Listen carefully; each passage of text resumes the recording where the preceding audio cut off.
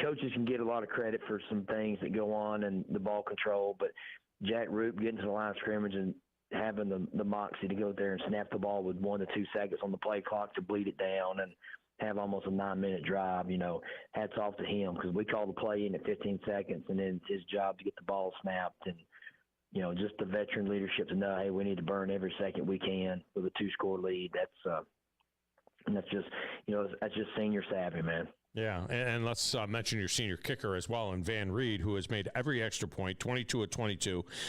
That's a valuable thing. And he's also pumped through 4 of 6 field goal attempts. One of them, it wasn't even his fault. I think it was a botched snap or something along the lines. They didn't even get it off. So 4 of 6 on the field goal attempts, including a 44-yarder. That young man is a heck of a weapon as well. And as you get down to these games here at the end of the season, sometimes it comes down to a kick, and it's good to know that you have that line, that field goal line, where if you get to, you got a pretty good shot of getting points.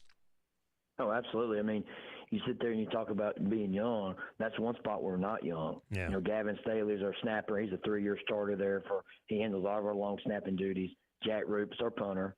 Jack Roop's also been our holder for the last 3 years, and Van Reed's been our kicker the last 3 years. So, I mean, Friday night, I'll be honest with you, we could have thrown a pass there and probably punch another one in.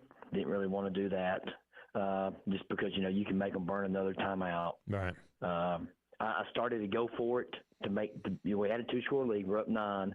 I started to go for it just to, if we get it, it's over. But when you got a kicker like that, and the only way that we're going to mess up and get one blocked is if A, he kicks it low, or B, we mess up the blocking. Because the snap, the hold, and the kick, the battery's been perfect all year long.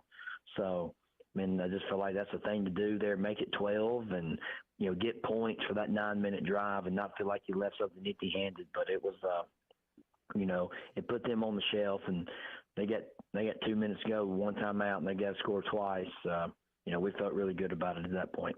Matt Patterson with us here, talking a little Buckhorn Bucks football, as, of course, that game will be coming up tomorrow night. I'll be back on the call with John Boy Dewey Magoo, so we'll have some fun with that. Going up the mountain now to play Fort Payne. This is a huge game. I mean, they can't just rest on the laurels that, you're a playoff team, and go, hey, we're going back to the playoffs.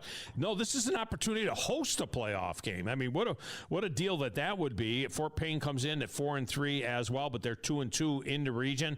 So, they got you last year, 14-7 at your place, and now you get a chance to return the favor against a pretty fair football team. Oh, they're a really good football team. I think they're averaging close to 47 points a game, and they're electric on offense. Last week it was the run game of Lee. This week it's the pass game of Fort Payne. They got their quarterback's Dax Vonador. His dad's their defensive coordinator. So he's been a field house rat since time he can walk. So, you got some savvy and some leadership there that most teams don't have at that position.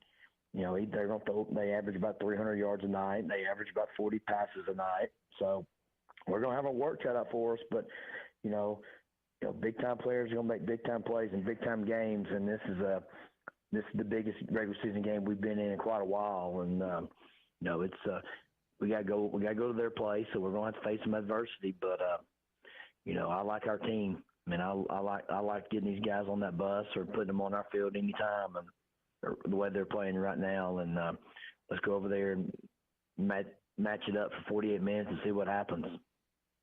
Yeah, and you know how hard it is to win a game. You got to have appreciation for what Chris Elmore has done over there. I mean, he's in his 6th season now. He's never had a losing season. I mean, that's hard to do. It's hard to win in 6A, and you get turnover with your kids and everything else. And you got to respect for what he has done, as a head football coach there. I think it